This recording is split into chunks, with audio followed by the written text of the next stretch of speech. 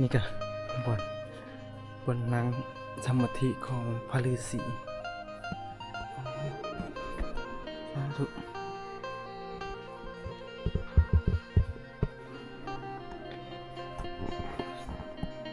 เห็นนั้นอยู่ได้ทุกคนเลย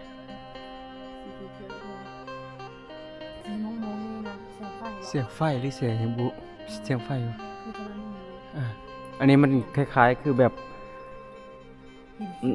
ธรรมดาอันนี้เนาะจะคือแบบธรรมดาแบบเมืองบาดาลเมืองพญานาคคล้ายๆแบบอยู่ในหนังแบบนี้แหละลมเข้าอยู่นี่ลมเย็นจ้อยเมื่อกี้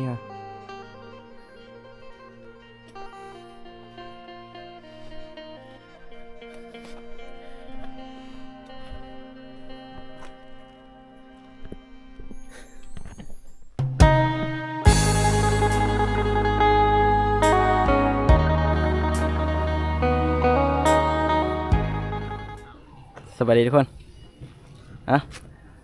มื้อนี้เฮาก็ได้เปิดคลิปใหม่จากคลิปที่แล้วนะทุกคนเลยเฮาก็ได้มาต่อคลิปที่2นะมาทำนางแอนนั่นเองกับน้องพุทธสอน2คนนะไปเข้าไปเลาะว่ามันจะเป็นอะไรนะไปลุยกันเลยไปเขาเยอะกินชานมคลิปก่อนหน้านี้ก็เฮาได้ไปเที่ยวทำปลาเสริมนั่นเองนะทุกคนก็เบิ่งในเทิงนี้แหละเขาเยอะกินอันนี้เป็นอะไรก็ติดตามทุกคนมาฮอดแล้วทำนางแอนบรรยากาศกันประมาณนี้คักอากาศค่อนข้างจะเย็นเลยนะทุกคนเย็นปะเย็นเนาะเย็นมาฮอดอะไรกันเซ็กอินให้น้องพุทธสอนกัน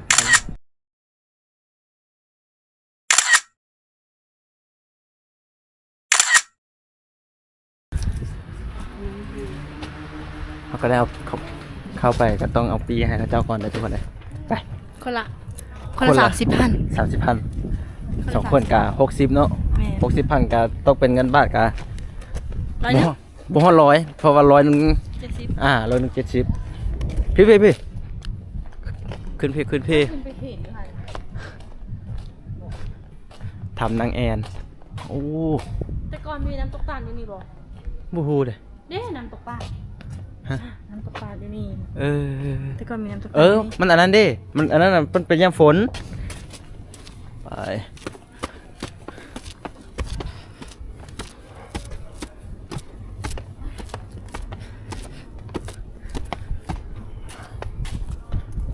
ว้าว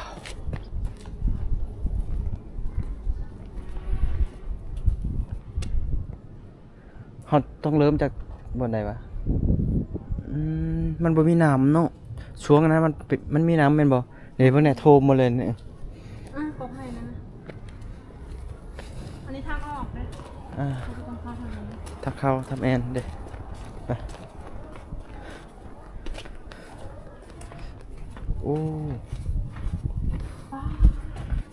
ว้าวสุดยอดเลยทุกคนเย็นเนาะมันจะกาดคือคักแห้งนะเย็นเลยว้าวฮัทธารานี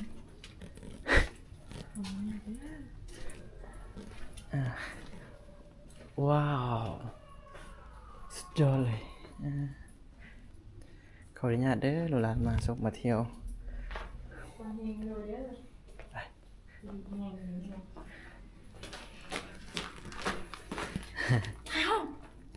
มเองตัวนี้นะมีดอกไฟเข้าไปได้จังไหนล่ะ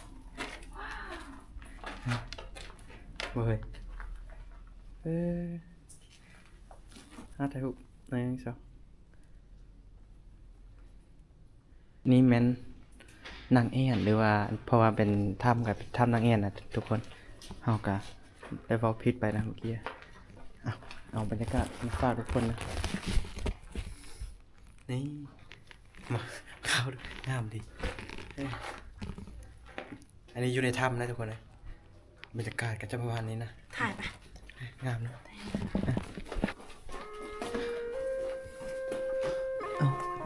น้ำมันย้อยลงมา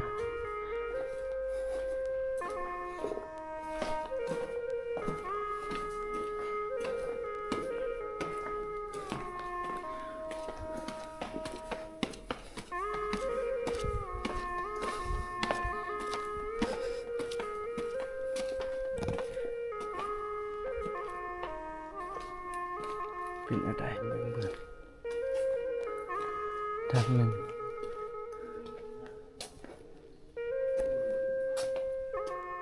ศิวลึงของเท้าเสียงเรียบ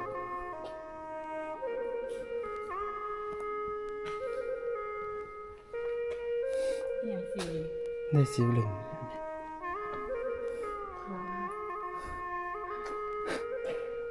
น่าจะโอ้แต่ละทำความงามแตกต่างกันทุกคนแม้นอยู่ทำแต่ว่างามบ่คือกันนะทำอันนึงเป็นแบบนึงทำอันนึงเป็นแบบนึงนะเพราะว่ามันเป็นธรรมชาติปั่นแต่งขึ้นมานะนี่ก็แบบนี้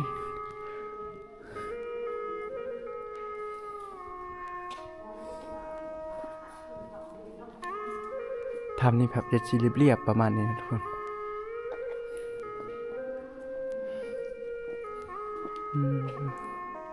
โอ้ทุกคนเห็นแล้วบอนะมืดเลยมืดเลยทุกคนเลยโอ้ตัวนี้นี่เรียบเลยนะ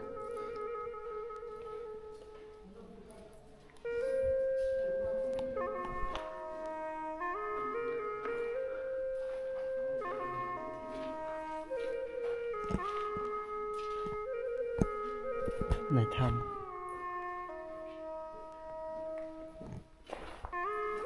นี่พื้นไปแบบนี้นะทุกคนแบบเรียบไปแบบนี้เอ้ากระจำมาเขียนยังไง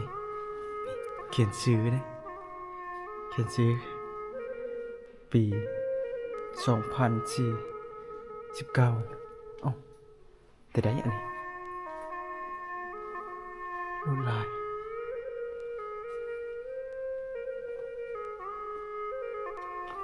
เขียนยังไง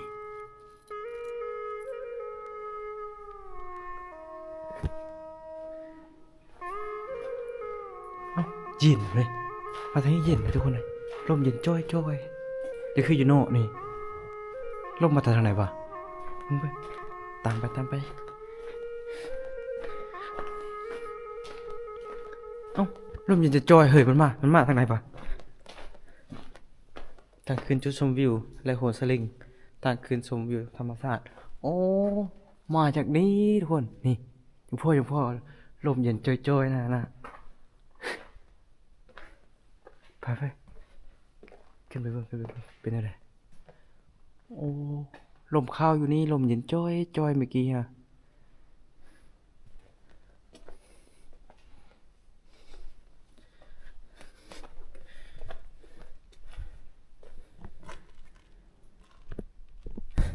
ว้าได้ทุกคนขึ้นมาได้นะขึ้นมาจากตัวนี้ไปชมวิวมันนี่ว้าทุกคนสุดยอดเลยจุดชมวิวนะบนนี้นะบนโฮนสลิงนั่นเองว้ายงามแห้ง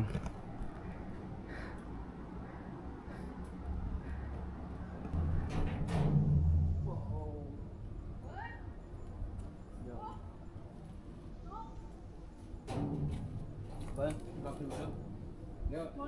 ข้าจับบ่นะ เดี๋ยวข้าจับไปนะโอ้ยอย่าเฮ็ด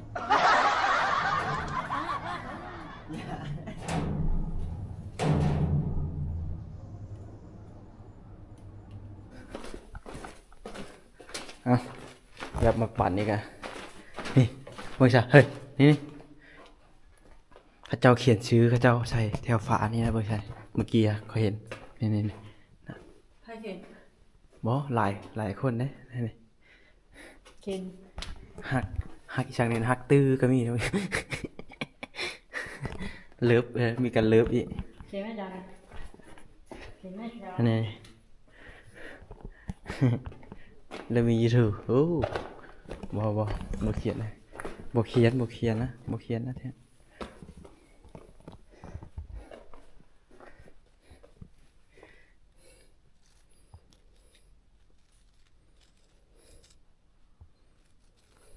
เขียนยัง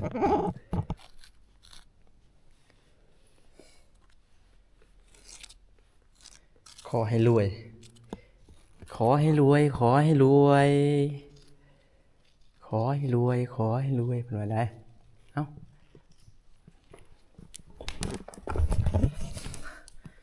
ทุกคนเฮากับสิมากล่องดินนะเป็นหอเฮ็ดเป็นหอปราสาทนั่นเองโฮมกันเลยโฮมกันสร้างสาขึ้นมาให้เพราะว่าเฮาขอไปแล้วได้สิ่งที่เฮาคิดไปนะแล้วก็มาสร้างบัดนี้สร้างนำกัน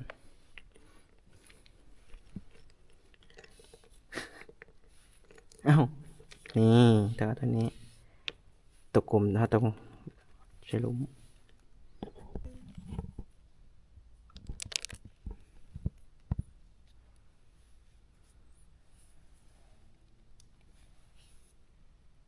นี่โอเคจอมันอย่าใส่ตัวใหญ่แม่นี่โอเค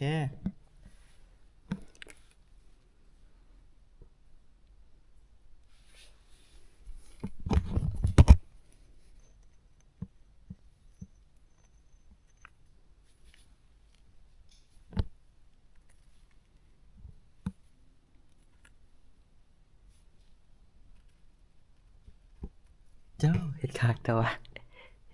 น้องพุทธสอนมิดเชมัวอยู่ในทุกคนเลยเพราะว่าคนบ่มีนะมันคำเลยตอนนี้5 โมงเลยเดี๋ยวเขาออนมาจากไหนเนาะ เฮ็ดแม่กระแพงมัน เฮ็ดกระแพงอีกบ่เฮ็ด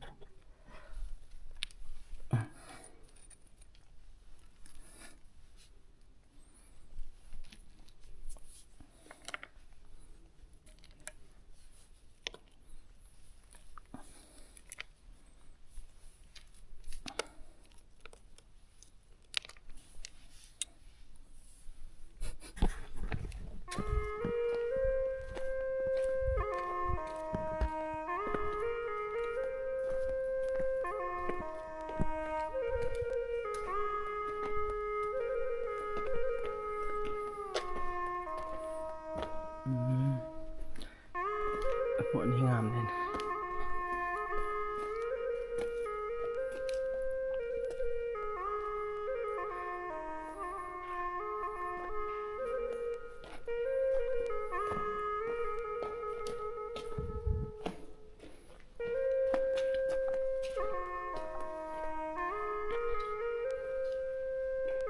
โอ้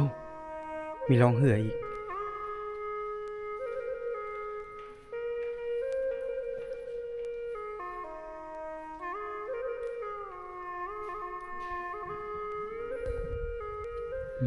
ทุกคนไปลงหลุมไปลงไปเบิ่งดูหลุมไปว้าวเห็นเลย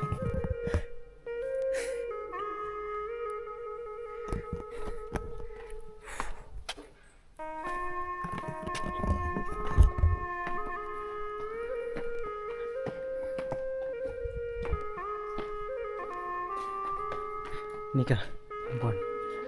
บนนางสมาธิของพระฤาษีสาธุ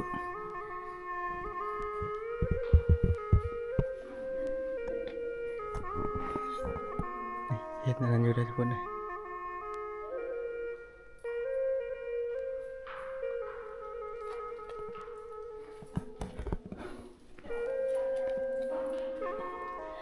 ลงไปเบิ่งน้ำไปขอจะพาทุกคนลงไปเบิ่งอยู่น้ำเด้อเป็นอะไรเนาะ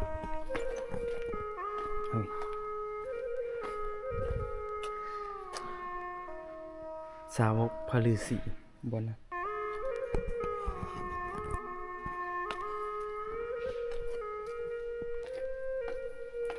ลงมาไหม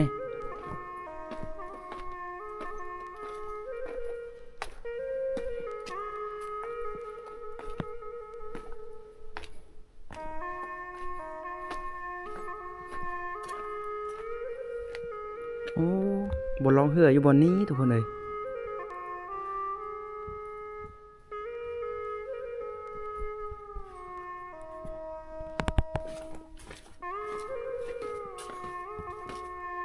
หูบทานหินหูบหินพระฤาษีตัวนี้คืออยู่ในตัวนี้ คือหนวดนะทุกคน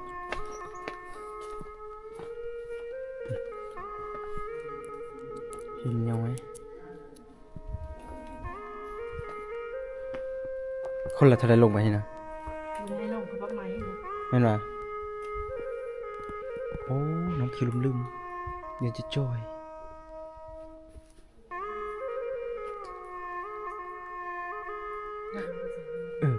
ลมมาได้ใส่โอ้ลมเย็นจ้อยจ้อยอยู่เนาะไปใช่ไหมไปตามน้องพุทธชนลมเย็นจะจ้อยทุกคนเลยลมตีแห้งได้รู้เพราะว่า มันมีอะไรบางอย่าง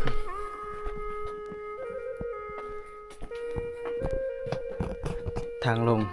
สมน้ำในทำโอ้ลมเย็นจะจ้อยทุกคน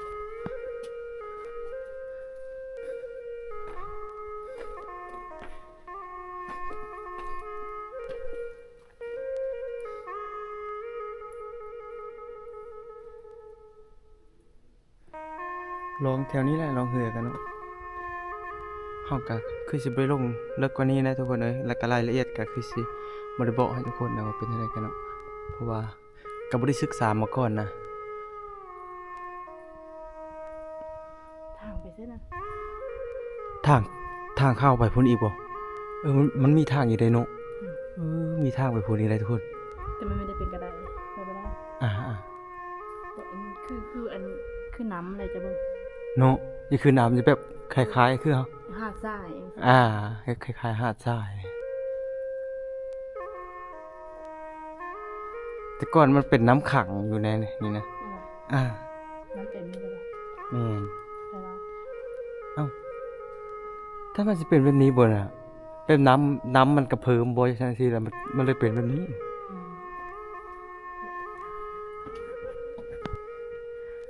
แต่ก่อนคือหนังให้บอกพระฤาษีเรือ ต่างๆนะเมื่อกี้นี่จะเบิ่งลูกแสงไฟแบบนี้สีเขียวๆด้วยสีม่วงๆนี่นะแสงไฟบอก เสียงไฟหรือเสียงหิบุ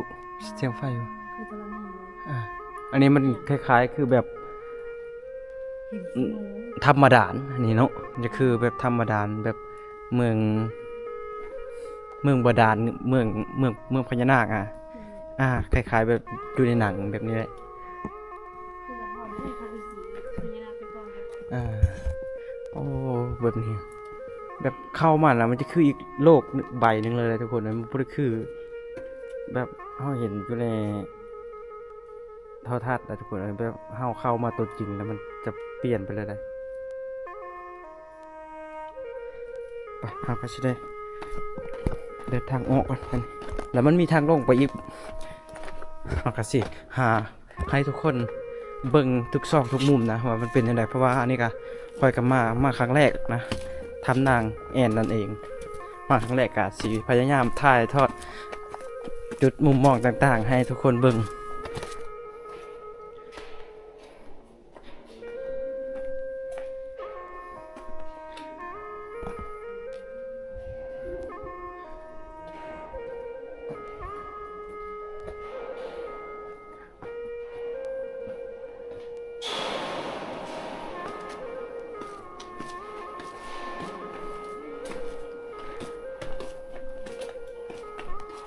อันนี้ก็อาจจะเป็นทางออกนะทุกคนทางออกก็จะประมาณนี้แล้วก็ขึ้นมานี่อันนี้เราอยู่ในกลางถ้ำเลยนะทุกคนนี่ครับบรรยากาศแต่ว่าถ้ำนี้ล่มนะล่มหลวงล่มเย็นพัดมาเย็นจ้อยทุกคนเลยนี่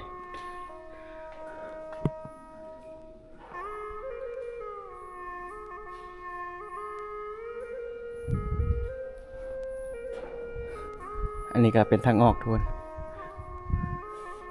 นี่ก็เข้าตัวถ้ำเลย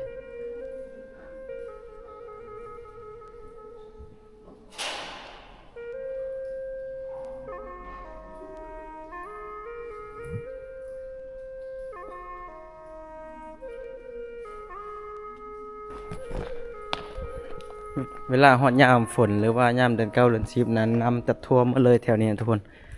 น้ำจะท่วมเหมือนอัดปากถ้ำนี่เลยจะเข้าหับสมถ้ำบ่ได้นะเพราะว่าถ้ำนี่มันค่อนข้างจะต่ำและน้ำฝนมันเฮ็ดให้ท่วมถ้ำลาเฮาเบิ่งทางอยู่นอกนะงามกะนี่ก็เบิ่งจากเขารีวิวที่เขามาเที่ยวช่วงยามฝนได้ทุกคนค่อยก็บ่เคยมานะก็งามไปอีกแบบนึงเลยแต่ว่าเข้าในถ้ำเลิกบ่ได้เข้าได้เฉพาะอยู่แถวสูงๆนี่แถวนี้ท่วมหมดแล้วแถวนี้นะนี่คราบน้ำนี่เต็มหมดแถวนี้ มินตันมาแล้วนะ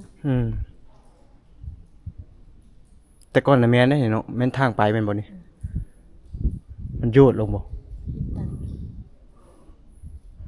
บ้างวะเสามันก็จะเงี้ยมละ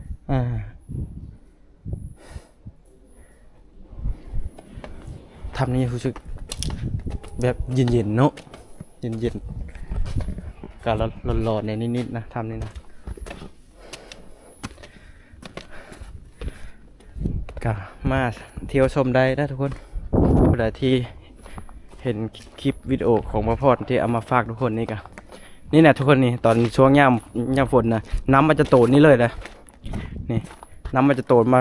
ลงมานี่เลย อันนี้นะมันเป็นชายนี่ชายห้องน้ำลงมาแล้วน้ำมันจะโตนลงมานี่แล้วก็โตนลงปากเพียเลยแล้วเบิ่งจากปะทำเราโคตรงามเลยนะนี่เขาเฮ็ดอ่างเลยเฮ็ดอ่างโตนลงมานี่แล้วหลุมนี้ก็ลงบ่ได้น้ำท่วมหมดบรรยากาศ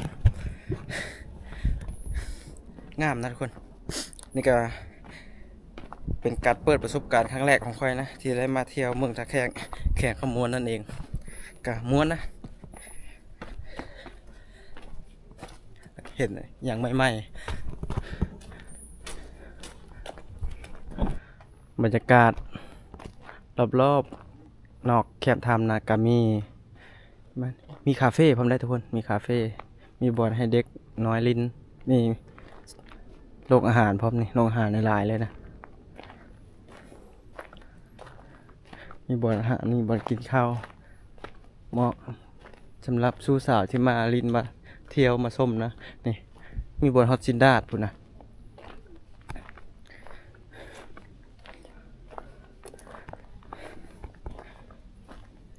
นี่ทำนางแอนแต่อันนี้บูด เอาทุกคนคลิปนี้กับบุ้มยังลายทุกคนเลยพาทุกคนเข้ามาส้มทำนางแอนนั่นเองนะกาบุ้มยังลายในคลิปนี้กะสีได้ฝากไว้ชำนี้ทุกคนเลยฮับชมแล้วก็อย่าลืมกดไลค์กดแชร์กดติดตามให้ประพรในเด้อทุกคน